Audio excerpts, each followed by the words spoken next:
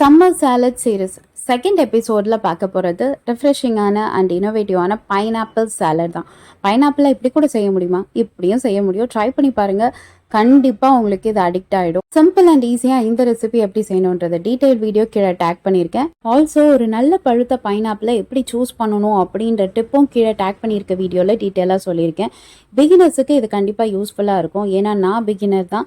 எனக்கு இந்த இன்ஃபர்மேஷன்லாம் சுத்தமாக தெரிஞ்சுக்கிற அறிவே இல்லை. ஒரு பழமோ ஒரு வெஜிடபிளோ எப்படி சூஸ் பண்ணணும், எந்த மாதிரி வாங்கணுன்ற ஒரு நாலேஜ் கூட இல்லாமல் நான் இருந்த காலம் உண்டு.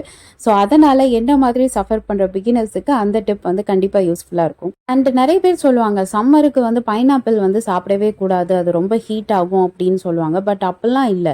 ஆக்சுவலி இன்பில்ட்டாக பார்த்தீங்கன்னா வந்து பைனாப்பிளில் வந்து இந்த ஹைட்ரேட்டிங் பவர் நிறையா இருக்கிறதுனால ப்ளஸ் ஆன்டி ஆக்சிடென்ட்டும் இருக்குது நம்ம சம்மர் கிட்டேருந்து காப்பாற்றுறதுக்கு. ஸோ இதை கண்டிப்பாக நீங்கள் எடுத்துக்கணும் சம்மர் டைம்ஸில். ட்ரை பண்ணி பார்த்துட்டு சப்ஸ்கிரைப் பண்ணுங்கள்.